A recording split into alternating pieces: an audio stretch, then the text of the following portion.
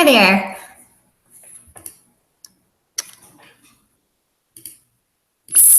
Hello, and thanks for joining. I'm Melissa Hallow. I'm a professor at the University of Georgia. Today I'm going to be talking about how we can use systems pharmacology modeling to understand drug safety signals. Specifically, I'm going to talk about work we're doing in the area of drug-induced renal injury. I'm presenting this work on behalf of a team that includes Yeshi Jeber-Michael, who also works with me and is the lead scientist. Really, a lot of this is very much his labor and intellectual contribution. And also, we've worked with James Liu, Gabriel Hemlinger, and Jay Medital at AstraZeneca. So a recent review explored the reasons for compound attrition in drug development.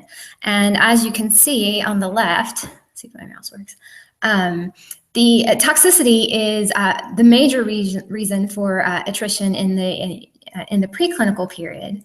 But still, many compounds make it to phase 1 or even to phase 2 before toxicity is detected.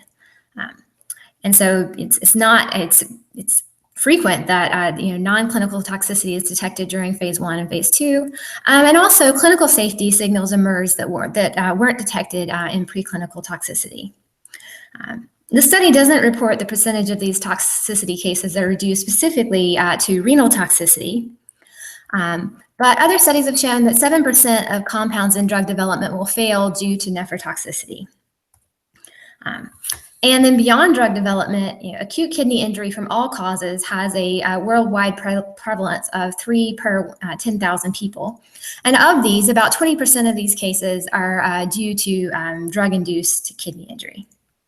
Some of these may be due to nephrotoxicities that were undetected during development, but often drugs with known nephrotoxicities are actually taken to the market based on a positive risk-benefit assessment. So, for instance, cisplatin is a commonly used cancer drug that's known to have nephrotoxicity. But clearly there's room for improvement. But if we want to improve, the first thing is we have to be able to detect the risk. And once we detect the risk, we have to be able to quantify it and evaluate it. One thing that's particularly important is the ability to, identify dosing regimens in which renal injury can be minimized while still maintaining efficacy. So traditional biomarkers for detecting preclinical nephrotoxicity make this somewhat challenging. Histopathology is the gold standard, but it's pretty subjective. There can be a delay between local injury and dysfunction, and the actual histopathologic evidence of that injury. And also, it's also pretty impractical as a benchmark for humans. It's very uncommon to actually be able to collect biopsy data. Serum creatinine and BUN are 2 commonly used biomarkers, but they have pretty big limitations too. They're both have poor sensitivity for detecting injury that's mild to moderate. Really, the injury has to be pretty substantial before you begin seeing changes in these biomarkers. And studies have shown that even small changes in these biomarkers really reflect pretty substantial injury and increased mortality. They're also limited because they're affected by other factors, so production of creatinine and tubular secretion or absorption of urea. All these things can affect the biomarkers. And because of these things, it can impact our ability to detect acute kidney injury both preclinically and clinically. So it can result in missed signals. So, mild injury may not be detected. And this may not be a problem following a single dose in a subject with, intact renal function. But this can be, even mild injury can be quite serious in someone who already has impaired renal function. Or when that mild injury is repeated after repeated doses, the injury can accumulate and lead to serious damage over time. Also, because these biomarkers are influenced by other factors, they can cause false positives. For instance, a drug that affects muscle creatinine can appear to affect serum creatinine as well. And because they are delayed in response, they can cause clinically an underestimation of the severity of the injury. And this can result in patients being left on the drug longer than they should, and a delay in actions that can counter the renal injury.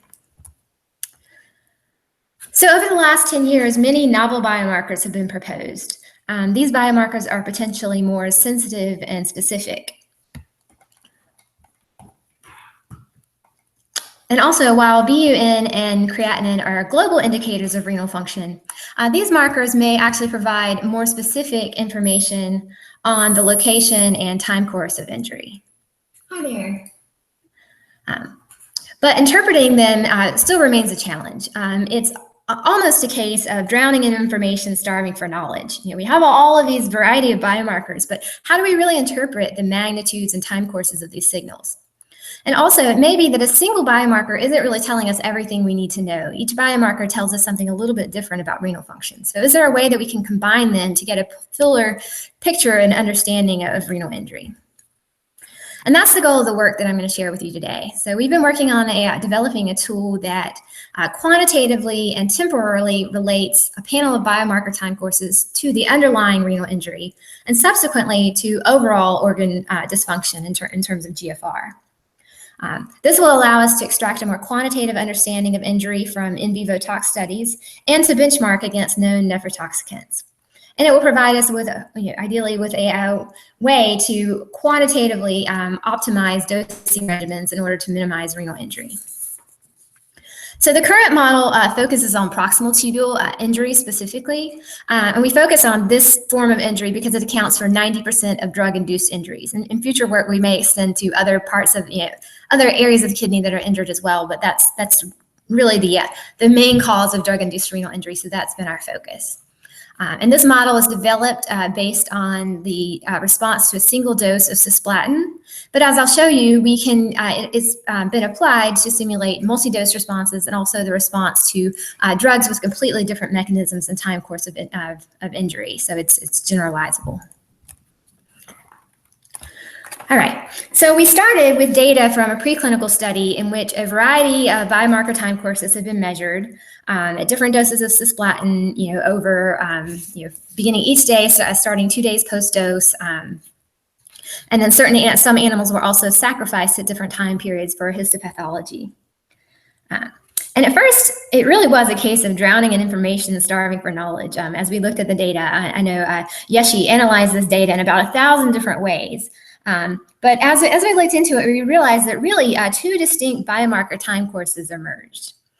So if you look at this graph, you can see if we plot all of the time courses, there's this one class that's very delayed. There's no signal for about 4 days, and then there's this sharp peak, and then they return to baseline 2 days later. And then the other class started earlier and had this broader, a little bit later peak, and then returned to normal more slowly. And so we wondered, if we consider what we know about these biomarkers, can we quantitatively relate these different time courses that we're seeing to the underlying injury processes? Okay, so let's take a little aside and just review a bit about renal physiology and drug-induced renal injury, so we're all on the same page about the physiology. We each have 2 kidneys. The working unit of the kidney is the nephron. The nephron is made up of the glomerulus, through which blood flows, and then a system of tubules through which the filtered fluid flows. The key measure of renal function is glomerular filtration rate, GFR, and it basically describes how much is filtered across this glomerular membrane. And then this filtered fluid, as well as any electrolytes and proteins and glucose that's filtered with it, flows through the tubules. And there are different parts of the tubules. This particular segment is the proximal tubule that we're really interested in, the loop of Henle, distal tubule, collecting duct. And ultimately, only a small amount of it, of what is filtered, is actually excreted. And so a large bulk of this reabsorption occurs in this proximal tubule, this first segment. And that's also the segment that's most at risk for drug-induced renal injury. So if we take a cross-section of the proximal tubule, it's lined by these epithelial cells. And here's a histopathology slice of a normal proximal tubule as well. You can see that these cells have these little microvilli, basically this brush border that allows them to reabsorb large amounts of sodium and water. And when these normal epithelial cells are injured, they lose that brush border and become depolarized. And after that, they may recover, but if the injury is severe enough, they may die. There may be necrosis and apoptosis, and these cells may be essentially sloughed off. And then over time, they may regenerate. The cells around them will the viable cells around them will dedifferentiate, proliferate to fill in the gaps, and then differentiate back into the normal epithelium. All right, so that's the process of drug-induced renal injury. So now let's look back at our biomarker time courses. And here I'm showing just the biomarkers that really showed the strongest, clearest signals when we looked at our data, or the biomarkers for which we also have some understanding of their pathophysiology. So if we look at these, KIM1, that's this blue line, is a signaling molecule that's upregulated in distressed renal cells. Alpha GST, that's this green one. It's present in the epithelial cell cytoplasm. So if the cells die, you expect that this alpha GST will be released into the lumen. Albumin, that's the pink line here, is normally filtered in small quantities and reabsorbed completely in the proximal tubule, and it doesn't require microvilli for this reabsorption. And glucose, similarly, glucose is shown here in the black line, is filtered and normally completely reabsorbed in the proximal tubule. And then we also show urine volume. So filtered water, which what isn't reabsorbed is ultimately your urine, normally is reabsorbed in the proximal, about 70% of it is reabsorbed in the proximal tubule, and it basically follows sodium through osmosis. Because it's reabsorbed in large quantities, it means that if you lose your microvilli, you really lose your ability to reabsorb those large quantities of sodium and water. Okay, so after thinking about these biomarkers in the context of what we know about cellular injury, we formed hypotheses to explain these time courses. And from that, I'll show you how we translate that into a mathematical model, right? So our hypothesis is that this early rise and broad peak in urinary KIM1 and urine volume are really indicative of cell injury. So the cells haven't died yet, but they've been injured. They started releasing KIM1 and they aren't able to fully reabsorb sodium and water. On the other hand, this delayed rise and narrow peak in alpha GST, albumin, and glucose really indicate a period of acute cell death where these cells have died and they just really can't absorb albumin and glucose and they're releasing their contents into the lumen. And this is just showing the same thing schematically, as each effect is related to measured biomarkers. And we can use drug exposure then to drive these processes. So if we know our exposure, we can develop a mathematical model that relates exposure to injury and death. And from that, we can relate injury and death to impairment in sodium and water, albumin and glucose reabsorption, and then to release of each of these biomarkers. So we built a simple model to reflect these processes. And that's what I'm showing here, our cellular injury model. Basically, there are three populations of cells: functional, injured, and necrotic. And the fraction of each type has to add to 1, right? And cisplatin exposure drives the transition from functional to injured. And from there, cells may recover, or if with sufficient exposure, they may die. And these dead cells will eventually regenerate back into functional cells. And then the injured cells will release KIM1, and they don't reabsorb sodium and water. The dead cells will also release KIM1, but they will release alpha GST as well, and they won't be able to reabsorb urine, reabsorb glucose and albumin. All right. We then linked this model of cellular injury with an existing model of renal function. So this is a model that's been developed in my lab over years just to simulate the normal hemodynamics of renal function. And I'm not going to describe it in great detail here, but basically it simulates the processes of filtration, reabsorption, and excretion in the kidney, the hemodynamics related to that, as well as total body sodium balance and the effects on systemic hemodynamics like blood pressure. This is a published model. Again, I won't go through it.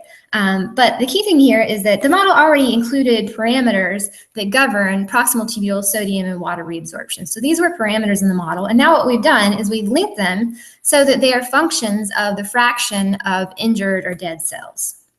Okay, so this forms our link between local proximal tubule cellular injury and tubular dysfunction and global systemic organ level dysfunction.